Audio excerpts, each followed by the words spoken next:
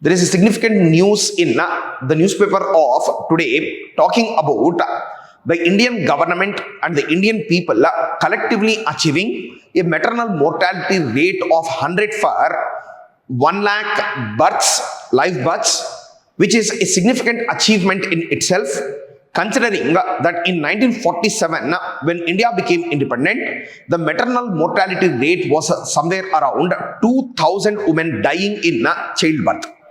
So from the level of 2000, we have right now in the year 2025 achieved a target of 100, but it is not sufficient as of it.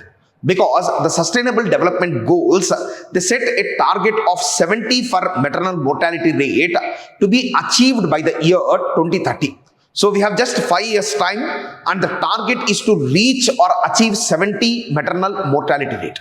Then over and above this, the newspaper article clearly states that India also has made a rapid advance in under 5 mortality rate, which is nothing but how many kids out of every 1,000 kids born are dying before achieving the age of 5 is what is measured under the under 5 mortality rate. In MMR, it would be usually measured for 1 lakh live births, but in under 5 mortality rate, it would be measured for every 1,000 births. And if you look at the under 5 mortality rate, India has achieved a figure of nearly 32 under 5 mortality rate. But the sustainable development goal is to achieve 25 under 5 mortality rate.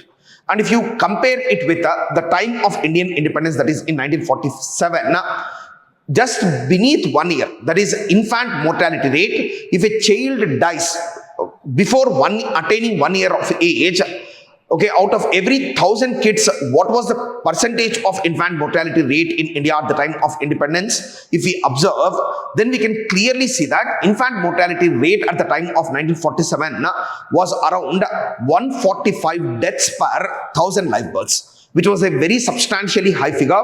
Nearly 14.5% of all, no, not 1.45% of all children who are born in India, they were dying in 1947. But today, successfully, we have reduced the under 5 mortality rate to a figure of just 32. But the aspiration is to reduce it further by 2030 to just 25. So when we have such kind of high aspirations, the Indian government has also taken numerous steps and schemes in order to promote maternal and child health, of which the most important program is Integrated Child Development Scheme, ICDS scheme broadly called as, which employs Anganwadis and Ashas to keep a continuous tab on women and child health. And most of the times the maternal and infant mortality is happening because of absence of proper nutrition for women, because of which reason Indian government has started a program called Poshan Abhiyan.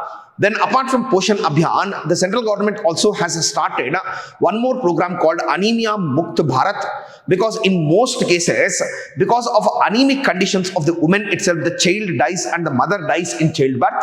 So this is one more policy intervention that has been taken.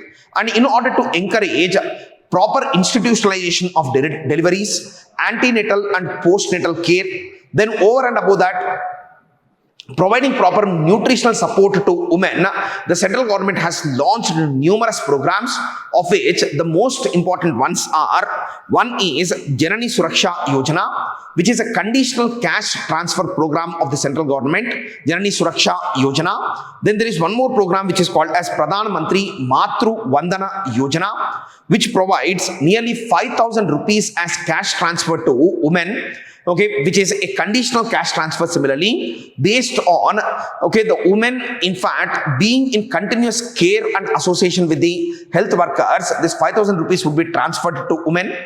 Then over and above that, the central government has started a program called Janani Sishu Suraksha Karyakram, under which all the institutional deliveries, even critical care and C-section are provided at free of cost at all public health facilities for women who are undergoing the process of childbirth. This is one more prominent program, that is Janani Sishu Suraksha Karyakram. Then over and above that, there is also one more program called Pradhan Mantri Surakshit Matritva Abhiyan, which in fact provides quality antenatal care to women in the second and third trimester of their pregnancy. This way, numerous cash incentive programs, nutritional programs, Anemia Mukt Bharat, and other critical programs are playing a very important role in increasing in fact, stabilizing the IMR and MMR in India.